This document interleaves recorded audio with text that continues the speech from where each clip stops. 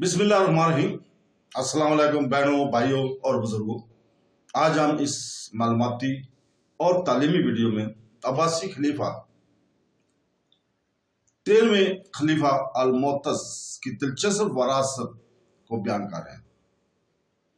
इसके दौरे हुकूमत और इस्लामी तारीख पर इसके असरात के बारे में मजीद जानने के लिए इस वीडियो के आखिर तक हमारा साथ रहें और बराए करम अगर वीडियो अच्छी लगे तो इसको शेयर भी कर दिया करें ताकि दूसरे लोग भी इससे मुस्तफीद हो सकें। दोस्तों, अपनी पोजीशन को मजबूत करने और फौज पर कंट्रोल बहाल करने की कोशिशों के बावजूद अल-मुअत्तज़ का दौर अदम इस्तेहकाम और अदम तहफ़्फ़ुज़ और फौज को ज़ीर करने में इसका हतमी नाकामी से निशानज़दा है। मरकज में इस कमजोरी ने खुलफाए राशिदीन के सूबों में पहले से ज़हर होने वाले मरकजी रुझानात को जन्म दिया। मिस्र में बासालियत तुर्क कमांडर अहमद बिन तातून को 868 में गवर्नर मुकर्रर किया गया और इसने खुद मुख्तार तोतुनीद खानदान के क्याम के लिए आगे बढ़ा।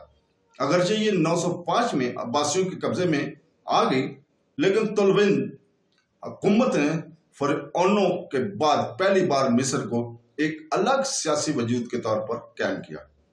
बहाल अब्बासी हुक्मरानी गैर मुस्तहकम साबित हुई। एक और मुकामी खानदान अगशियों ने 935 में इक़्तिदार संभाला और इसके बाद 969 में अब्बासियों के हरीफों फातमी खिलाफत के ज़रिए मुल्क की फतह हुई। तबरस्तान हुसैन बिन जैद के मतहत इसी वक्त याकूब बिन लैस अल सफ़ार ने ज़वाल पजीर तहरीरों पर हमला शुरू किया, जिसकी वजह से वो खिलाफत के मशरकी सूबों पर काबज हो जाएगा और यहाँ तक कि 876 में तख्ते खिलाफत पर कब्जा करने की नाकाम कोशिश भी की गई। घर के करीब खारजी बगावतों ने जजीरा को शमाल में हल्ला कर रख दिया और जनूब में बसरा के इर्द गिर्द अजीम जंग बगावत की पहली हलचल शुरू हो गई। तो दोस्तों, कल हम इंशाअल्लाह ताला इसी वक्त खिलाफत अब्बासिया के 14वें खलीफा अबू इसहाक मोहम्मद इब्ने वासिक की स्वाने याद बयान की जाएगी।